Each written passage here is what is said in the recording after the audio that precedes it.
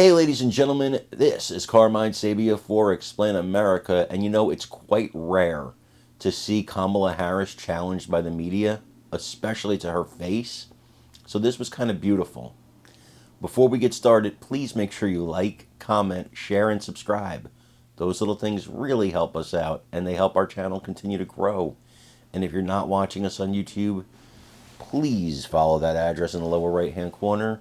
It's youtube.com/@explainamerica and hit subscribe absolutely free. It really helps us out. Vice President Kamala Harris is doing the president's job lately. She's giving the speeches when big things happen.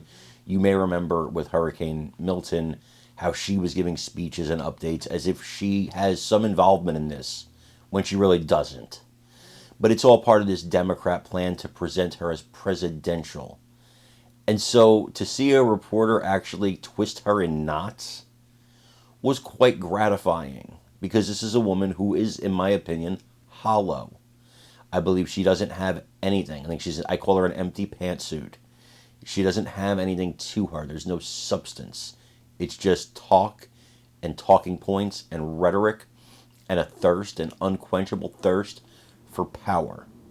That being said, this reporter wanted to ask her about the war between Israel and Hamas, and in particular, if she thinks her stance on the war has actually hurt her in the polls and could cost her the election. It's a great question. Deserves an answer. And it got an answer.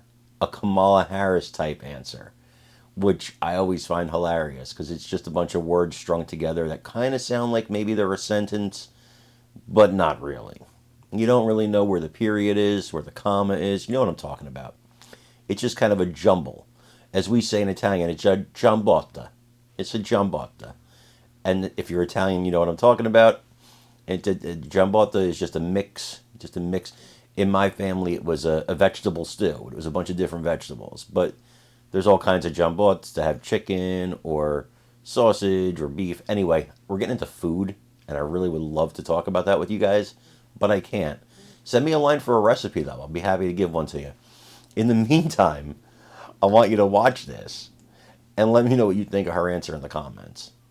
So yesterday you called out Assad Turfi, one of the elected officials here in Arab America. He's faced tremendous backlash since you mentioned his name at the rally. And obviously there's a lot of churn and turmoil within the Arab American and Muslim communities here in Michigan. Do you think you could lose the election because of Gaza? And overnight, there were more strikes, 32 more people were killed in Gaza, some in hospitals.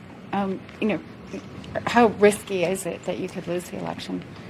Well, it is undeniable that it is something that everyone is aware of what is happening there. I speak publicly all the time about the fact that there are so many tragic stories coming from Gaza, and of course, the first in this phase of everything that has happened, the first most tragic story is October 7th, and what happened that day, and then what has happened since. And I think what's critically important as we look at this moment is, one, acknowledging the tragedy of what has happened in Gaza in terms of the extraordinary number of innocent Palestinians who have been killed, and taking that seriously and speaking truth about that.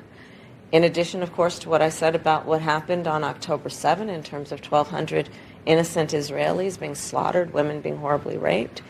And then fast forwarding to today with the killing of Sinwar,